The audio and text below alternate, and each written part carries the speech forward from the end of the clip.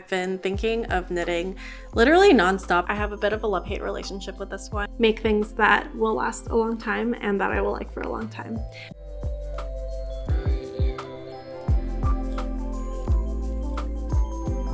Hello, my name is Carla. I've been knitting for 1 year and 2 months, and these are my projects. It's been a little bit over 2 weeks since I last filmed, but it's been one of those reflective sets of 2 weeks, I guess. I've been thinking of knitting literally nonstop. I feel like I'm going on Ravelry to look at patterns and yarns multiple times a day, every day. I think it's just because my life is settling a bit. I was traveling for a bit and I was sick when I got back, and I feel like now my life is settling down and I have more space in my head and I am just filling it all with knitting, and I am excited about patterns, I'm excited about yarns, I'm excited about things that I currently have on my needles, and I just have a lot of thoughts to share. I've been thinking a lot about patterns, about stash, about yarn types, superwash, non-superwash, durability, sustainability, my personal style, and a lot of different things.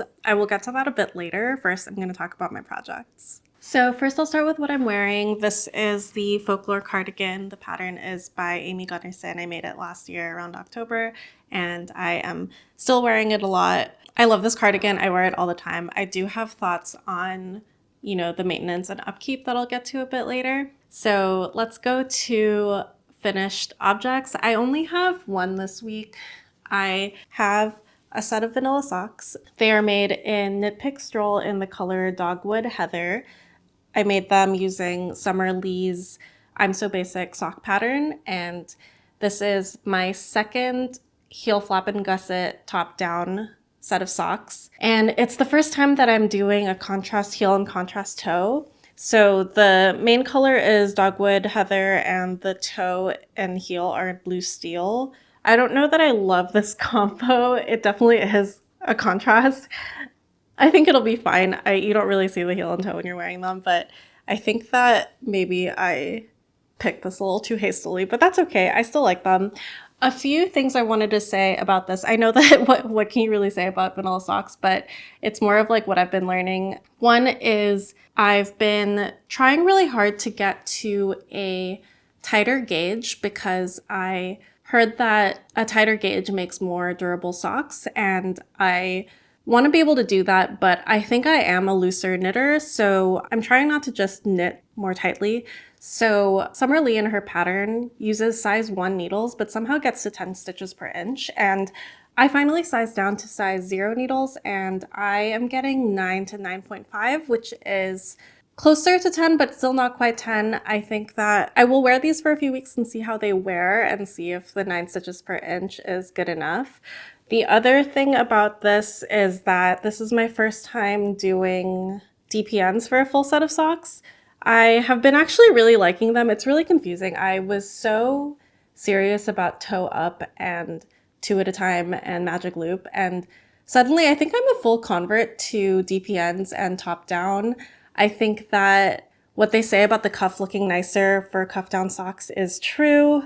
I think that DPNs are just kind of fun, and it is a lot easier to not be moving your cord around a bunch. One downside is that I made these at 2 separate times, obviously, because it's DPNs, and I only have one set. And I think one sock is considerably bigger. I think this one is bigger. I'm actually not sure if it's the first sock or the second sock, but I definitely made it bigger. This is definitely the reason why I liked 2 at a time socks at the time, because when I made them, I was very much a beginner knitter, and I was so sure that my gauge would change over the course of making the sock, which apparently still happens when I am a more experienced sock knitter. So I think what I'm going to try to do, which is what some people do when they're knitting socks 1 at a time, is knit the cuff of one and then the cuff of the other, the leg of one, then the leg of the other. And so your gauge hopefully will stay a little bit more consistent over the course of the 2 socks. So I think I'll try that next time. I don't know why my gauge changed. I wish I knew if it got looser or tighter, because I feel like that would be useful information, but I don't know. Lastly is, I mentioned last time that I used to be a heel flap and gusset hater. Somehow it's growing on me. I think it looks kind of cute. I used to think it looked weird. I used to think it looked like a band-aid on your heel, and now, I don't know, it's kind of charming, and I think that I'm into it now, so what's up with that? I think they fit well when I put them on. I haven't tested them for a long time. My other pair that I made with the Patons Croix, I have been wearing, and I think they've been fitting fine. They haven't been like slipping off my feet or anything, so I think that means that they're fine. For this sock, I also incorporated 2x2 ribbing at the foot so that it would hug my foot. So hopefully that also helps with the fit. And yeah, so I will report back after I've worn these more, but that's enough talking about a vanilla sock. Okay, so onto my whips. You thought I was done talking about vanilla socks. I'm not. The next whip is a vanilla sock. This one is not blocked, so it's a little bit more lumpy. I won't talk too much about the construction because it's pretty much the same, but I wanted to talk about the yarn. For the toe and heel, I used the same yarn as the last time, knit pick stroll in blue steel. For the main sock, I used a uneek sock set from Urth yarns, and that's uneek spelled U-N-E-E-K. It is a sock set that comes in 2 pre-wound cakes that look like this, and they are 75% merino, 25% nylon. They are self-striping. The cakes match, which is nice and convenient, and the colors look really good. I think that they definitely give off like a tonal hand-dyed element to them. I'm sure these are probably like machine manufactured, but they give off the essence of like an indie hand-dyed yarn. I'm actually not sure that they're machine made, but you know, it's a big brand. So I wanted to say a bit about the feeling of the actual yarn. This yarn doesn't feel like any yarn I've ever worked with before. You can kind of see if I bring this up close that the yarn is kind of splitty. I hope you can see like both on the part that's sticking out the top and also in the cake. You can really see the individual plies of the yarn, and I have yet to find out whether this is good or bad. I think the knitting experience was actually fine. The other thing I can say about the yarn is that it feels kind of, you know, glossy, shiny. I feel like it's probably the kind of superwash that adds a coating to the yarn. But it seems like if there is a coating, they maybe apply it on the individual plies, but I don't really know. All I can say is that you can kind of see the individual plies come apart just by like looking at the yarn or breathing on the yarn. And I don't think that's necessarily a bad thing. I feel like this doesn't feel as soft as say like the knit pick stroll, but you know, maybe it wears really well. Maybe it's more durable. I will find out from the recipient of this gift of how well the yarn holds up. But I did want to mention that it feels a little different. That said, I think this is like one of the most beautiful sock yarns I've ever worked with, and I'm excited to knit up the other sock. I am a little bit worried about gauge because I can already see that the top was knit looser than the foot, so maybe my gauge gets tighter over time and maybe the other sock will be smaller, but I think that it will be less visible when it is on the foot. I wanted to mention really quick the price. The sock set cost me $26 USD at my local yarn store. That's for 2 50-gram cakes, so 100 grams in total. And I think that is, you know, on the pricier side, but I was willing to do it because it is a really pretty yarn and it's a gift. But it's definitely a lot more expensive than, say, a knit pick stroll, which would cost maybe like $10 or less depending on sales for 100 grams. But it's not as expensive as a hand-dyed skein, which usually costs $30 from an indie dyer. I have yet to see the quality, so I will report back on that and let you know if I thought that was worth it. But it was a joy to knit, so I think I already got the value there because look how pretty it shifts from these 2 colors to these 2 colors to these 2 colors, and it does that pretty seamlessly, and I think that's really cool. Okay, so my next whip is my heartless top. I have to admit, I have a bit of a love-hate relationship with this one. I've taken many breaks from working on it. I think It looks really cool. I think the idea is very cool. The pattern is the Heartless top by Midsummer Knits. There was a knit along going on Instagram that was supposed to finish on Valentine's Day. I didn't quite finish it by Valentine's Day, but that's okay. It is a tank top that has a heart cutout on the top that has like kind of an I-cord edge. And I have mixed feelings about this one for a lot of reasons. Some of it is a few mistakes in the pattern that I've already informed the designer of, and part of it is I just had a few setbacks that were my fault. I had a few false starts. I had some regrets about the yarn that I chose, so I redid it.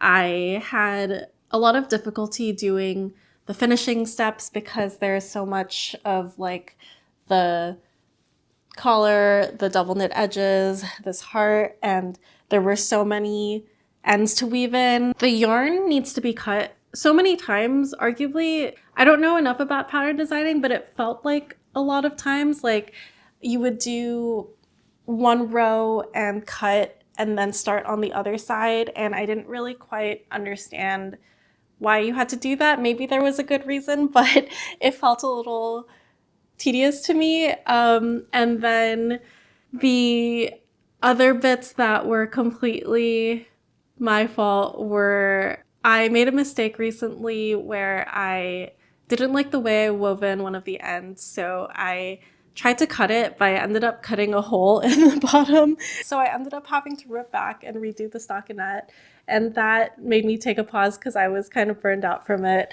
And then I just finished the heart recently, which I will get to soon, but I think this is just so freaking cute, and I think it looks cute on.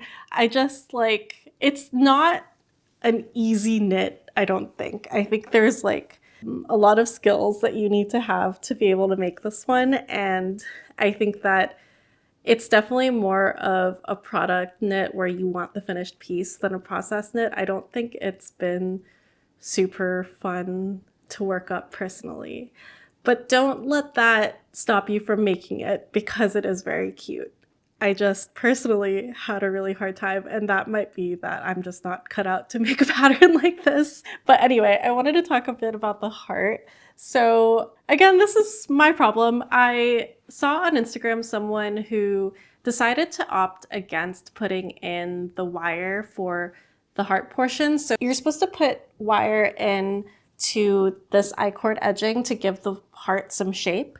And someone on Instagram was able to do it without putting in the wire, and it looked pretty good. But I tried this on without the wire, and it definitely just looks like an oval on my chest and not in a cute way. So I think I'm gonna have to go back and put the wire in after the fact. Again, that is my problem, not a problem with the pattern because the pattern clearly recommends wire.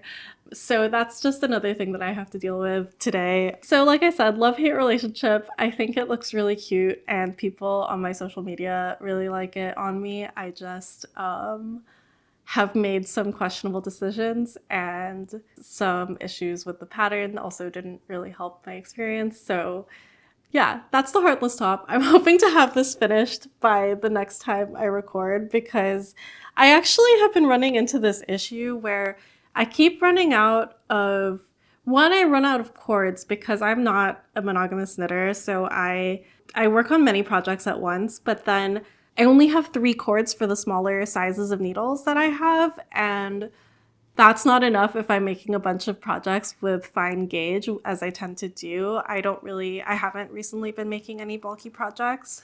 And then the other thing is, I don't know how this happened, but 4 of the projects that I'm working on use size 3 needles, so I have to pick which one I want to work on, and right now it's this one. So 3 of my projects are on hold while I work on this one, so I'm trying to get this finished.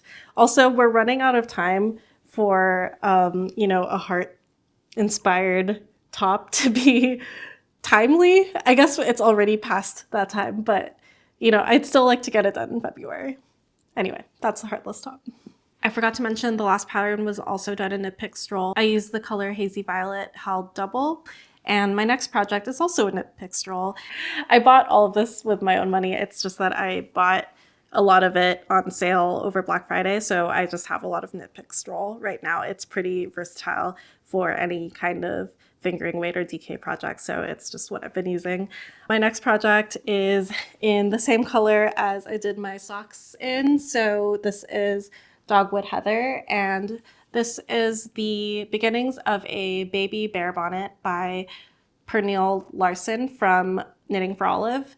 So I'm still very much in my baby gift knitting era, and this is part of that. I have a few other hats planned.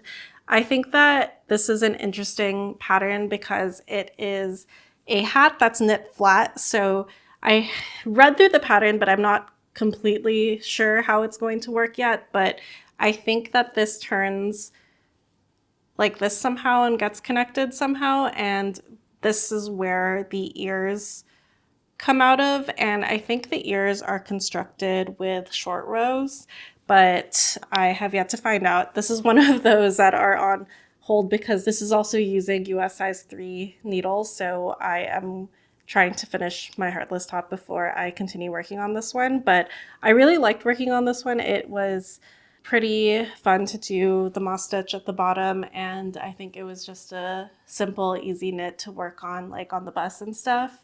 And yeah, the only difference I did from the actual pattern is the pattern recommended, of course, Knitting for Olive yarns. It recommended a strand of merino, like fingering weight merino, and a strand of soft silk mohair. And I didn't do that combo for three reasons. One, I already had this yarn. Two is I am hesitant to give any baby parents anything that's not superwash because I don't want them to have to hand wash everything that I give them. And three is I don't even personally know how I react to mohair, so I don't really want that burden on a baby parent to try to figure out if their baby can tolerate mohair or not. I thought it was kind of odd. I don't know if this is normal to recommend mohair for baby patterns, but it didn't seem right to me, but maybe this is normal and I'm just being overcautious. But yeah, I just wasn't sure about mohair for the baby. But anyway, I will hopefully have some ears on this when I show this next. Yeah, that's it on this one. I have several other whips, but they're either on hold or they haven't had as much progress. So we'll talk about them another time. So I'm going to go into acquisitions. So speaking of mohair, I did just buy 3 skeins of the soft silk mohair from Knitting for Olive in the color artichoke purple. I am in a bit of a mohair experimentation phase, not for babies, but for myself. I have been afraid of mohair for a while, and I'm not sure. Well, I know why. It's just that I keep thinking that it's going to be itchy, that I'm not going to like it, but I've heard really good things about Knitting for Olive mohair, and I just never really wanted to commit to a large like cardigan, but there are so many cardigans that call for mohair, so I wanted to experiment with it and see how it works for me. I've heard that people should swatch and just like put it in their shirt for a day or something like that. I'm going to do that, but I'm going to swatch by beginning a scarf. So my plan is to make a Sophie shawl. I know, super original, but it's fine. I plan to pair this with this really messy cake of sewrella enchanted yarn in the DK weight. I attempted to use this for the heartless top and I made the bacon swatch, which I didn't like, but I'm going to make hopefully the large size of the Sophie shawl if the mohair works out, and I will make 1/2 of it in this, and I will make the other half of it in this similar and complementary DK skein of sewrella yarn in the color Sugar Mountain. And I think these colors will all go together quite nicely. I bought this. I forget if I talked about this on this channel. I bought a sweater quantity of this yarn kind of in a panic because I saw the bacon swatch. I didn't like it. It was like 2 in the morning and I decided to buy a whole new set of yarn to make the heartless top, and then I realized that I had enough knit pick stroll to do it, so I did that instead, and now I have a sweater quantity of this, and I'm not mad. I'm gonna have use for this. It's just the way I purchased it kind of annoys me because I bought it in a panic and not out of joy, but I'm going to turn it into joy by, using it for projects that I love. So there's that.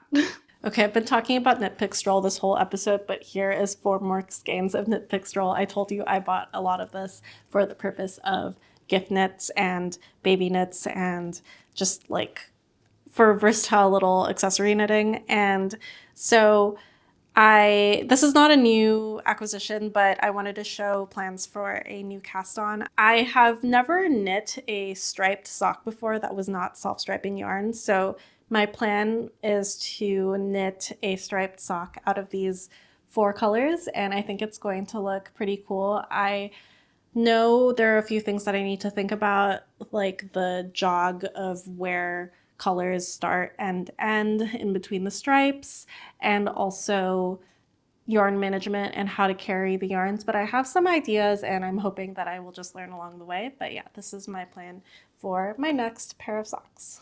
Okay, so a few videos ago, I mentioned that I have been keeping track of the amount of yarn that I purchase and use every month, and I recently just tallied up all the numbers for December of last year and January of this year, and I have those numbers for you right now. I will preface it by saying these numbers are positive, meaning I bought more than I used in a month, but I think that the numbers are getting smaller, I think. Yes, much smaller than before. The numbers are getting smaller than at least November, which is good. I am still definitely in a yarn buying phase more than a yarn negative phase because I'm still very much in the early parts of my knitting journey. I'm still learning about what fibers work for me, which I will talk about shortly. And I bought a lot of yarn in the past that maybe doesn't quite work for projects that I'm thinking of. For example, I didn't quite understand how much yarn that I would need for any given project. I didn't understand the concept of a sweater quantity, so there was yarn that I would buy in the past that I would buy in like 100 grams or even 150 grams, and that's enough for some projects, but it's not enough for a lot of projects. And so if I want to embark on larger projects, I have to buy a lot more yarn. So I don't expect this number to really get to like the negatives soon. I'm hoping maybe I could get to 0 for the next several months, but I'm not 100% sure. But so the numbers for this month, keep in mind for November, I took in about 29 skeins of yarn and used about 576. So my delta was about 2,300 positive.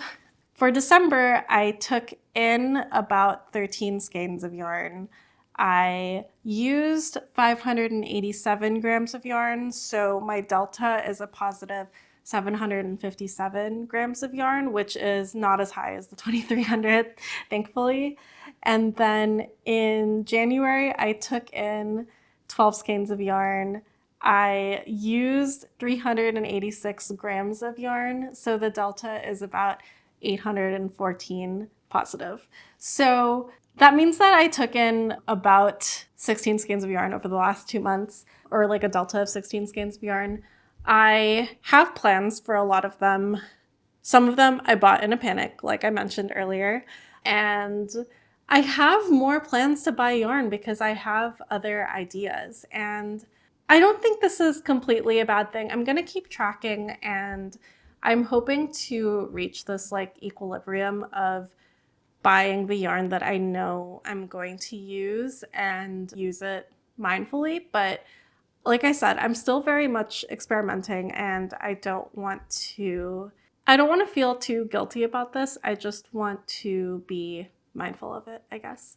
And so I will keep updating y'all on how my yarn buying journey is going. So as I mentioned many times this video, I have been thinking so much about my yarn stash and my knitting plans and my yarn buying, and I've been thinking of a few specific topics. One is durability and the other is colors and my personal style. So on durability first, I've been thinking a lot about how to make my knitting last as long as they possibly can.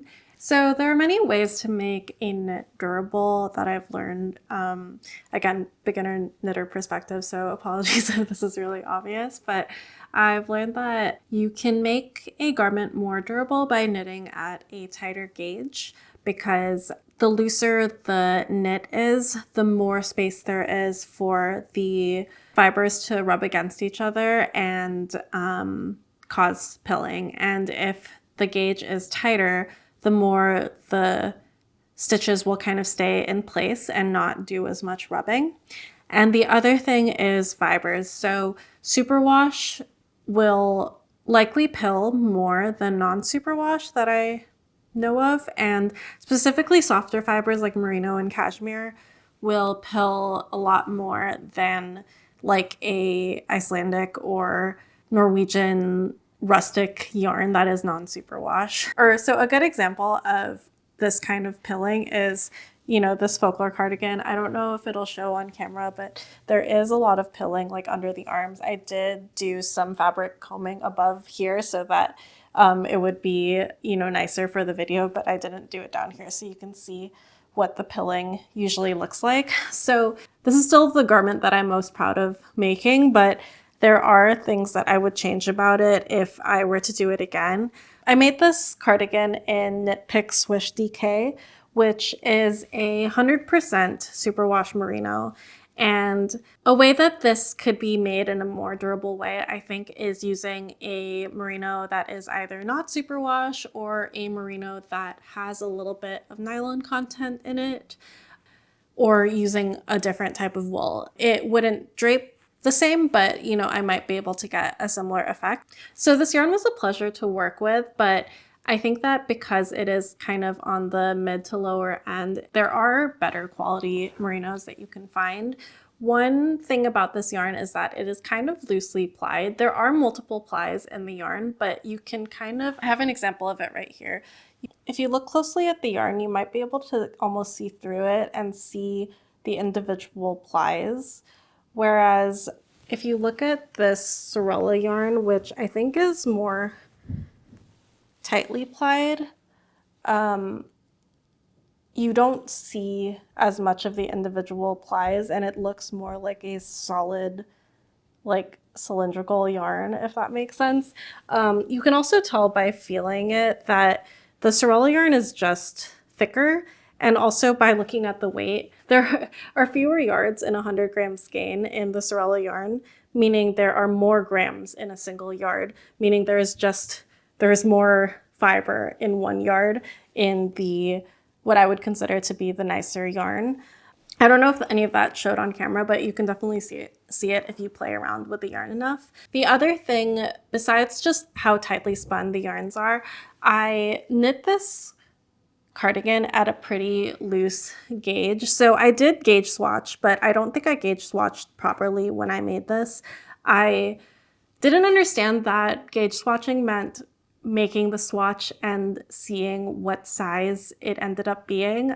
What I ended up doing was, I believe I gauge swatched and then I kind of squished it into a 4x4 square and thought, yeah, it fits in a 4x4 square, that'll be fine. But I think if I just let the gauge swatch relax, it would be larger than 4x4. So the gauge that I ended up knitting at was a little bit too loose, which I can tell from looking at like some of the parts of the cardigan are more see-through than others, and also the sleeves are way too long. So I think that contributes to the pilling of this garment.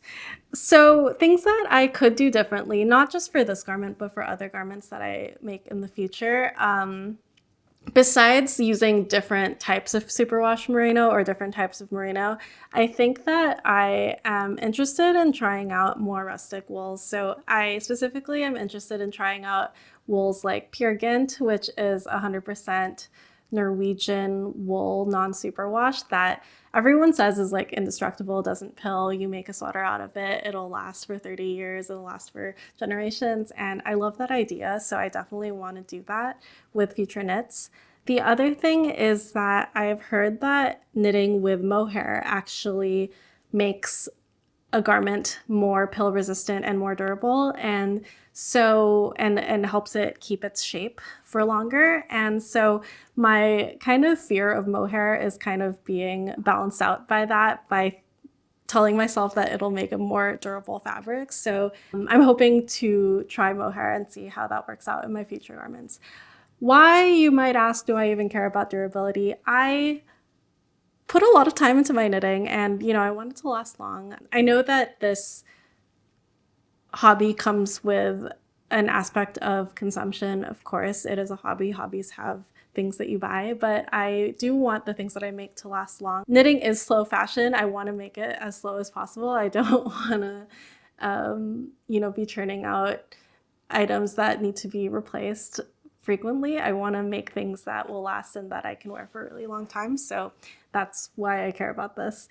I know that there is a balance between softness and durability. Like merinos and cashmeres will pill and be a lot less durable than, a rustic wool. So there's definitely a balance, and there's definitely like qualities of different types of fabrics that are, good in one way and bad in other ways. So yeah, there's a lot to learn. I am going to be experimenting a lot, and I just want to try out as many different fibers and fabrics as I can and see what I like and see what works and see how to make a really good garment. Okay, so the other thought that's been going around in my head, just round and round, thinking about it all the time, every time I look at patterns on Ravelry, every time I'm sitting on the bus and stuff like that, is I've been thinking about my colors. And the reason why I'm thinking about that is not because I have this dream of finding the most flattering colors for my body or whatever. But it's really just because I want to make knits that I like, and I want to make knits that I'm going to like for a long time and I'm not going to regret. And I'm not going to get sick of the color like in the middle of my knitting or something like that, or after wearing it a few times. And so I've also been thinking about, not buying too much yarn or not buying yarn that I won't use. I think it's fine to buy yarn that I will use. So I want to be intentional in which colors that I buy. And I'm looking at all these patterns and they'll say something like, oh, you need 10 skeins of this kind of wool. And so if I'm going to be investing in 10 skeins of wool with the potential to have leftovers and really commit to a color, I want to like the colors. So I've been thinking about colors that I really like, that go with what I wear already, that fit into my wardrobe, and that I will enjoy owning in a garment and continue to wear for a long time. And so I know that a trendy way that people have been going about this recently is the idea of color seasons. And I know that Knits did this on her podcast, and I know several people at work that have done this, and they found out, actually all three of these people found out that they are winter, and so they're wearing these brighter and deeper, jewel tones and things like that. And I like this idea in theory, but I am a little attached to the colors that I already know that I like, and I kind of don't want to find out that these colors don't suit me. And so I'm a little torn between wanting to find out my color season and wanting to stay away from it with a 10-foot pole. I also think that I maybe already know, I know I wear a lot of gold jewelry. You can't even see the necklace that I'm wearing. Okay, I just fixed my necklace. I wear a lot of gold jewelry. I wear a lot of gold rings, and I kind of know, at least I think I know, that gold is my color, not silver. So I think I'm on the warmer side, meaning that I would probably be an autumn or spring. And I think that someone would say, because of the low contrast between my skin tone and hair, I think they would say that I'm an autumn. But I don't necessarily love autumn colors. I don't necessarily love the pumpkin spice colors and the deep browns. I actually don't really like brown at all. So if someone wants to come tell me that I'm actually a spring or summer, then I would love to hear that, but only if you really know. But I guess what I'm getting at is I know the colors that I actually like, and maybe flattering is overrated and you should just get colors that you're interested in. And I know that I gravitate towards the pinks and the purples, the pastels. I know that I actually like cooler shades, but not too cool. So I don't like my pastels to lean too cool. I don't like them to lean too warm. So I think these two are good examples of them where I think they're like relatively neutral. I don't think they're super warm. I don't think they're super cool. I don't really know color theory, so please correct me and teach me if I'm wrong. There's this parody of Vogue 73 questions that lives rent-free in my head, where it's a parody of Ariana. It's somebody pretending to be Ariana Grande doing a Vogue 73 questions, and somebody asks her what her favorite color is, and she says cloud, and somebody says, what are you listening to these days? And she says, my heart. And anyway, so whenever somebody asks me what my favorite color is, I always say cloud, if they're gonna get the bit, because I truly think that my favorite colors are kind of like cloudy, pinky blue, purpley, sunsetty colors or sunrisey colors. And I really gravitate towards those yarns, as you can see in the yarns that I held up, the yarns that I tend to use. And I think I want to keep doing that. So for example, I kind of want to do the porcelain sweater. I've been thinking about it a lot. I don't have the yarn for it, but if I were to do it, I think I would want to do a neutral beige and a light purple for the color work. I should also mention that the neutrals that I'm interested in are black and beige and cream and like taupe and not so much brown. So that kind of fits with, you know, the folklore cardigan that I'm wearing right now. I wear black a lot. I often wear monochromatic black outfits with maybe a few accents, and occasionally on, you know, lighter feeling days I'll wear more on the creamish beigeish color scale, and I rarely find myself reaching for browns. So I don't think I should knit in brown because I don't like wearing it. I just wanted to get at, we spend so much time and money on our knits, and I want to make sure that I'm spending my money on colors that I will like and appreciate and wear, and that I will enjoy wearing for a long time. Okay, this is getting long and my phone keeps dying, so I'll just wrap it up quickly. For the next several months, I want to focus on buying yarns with the idea of durability and my colors and personal style in mind. So I want to focus on getting more non-superwash wools. I have a lot of superwash in my stash, and so if I buy more, I want to try non-superwash wools. I really want to try more rustic yarns like Pure Gint, and I want to make sure that every time I buy yarn, it's in colors that already match what I have and that I feel like I will love for a long time. And that's so that I can make things that will last a long time and that I will like for a long time. Anyway, if you've enjoyed this video, please consider subscribing, leaving me a comment. I respond to everyone. Thank you so much, and I will see you next time.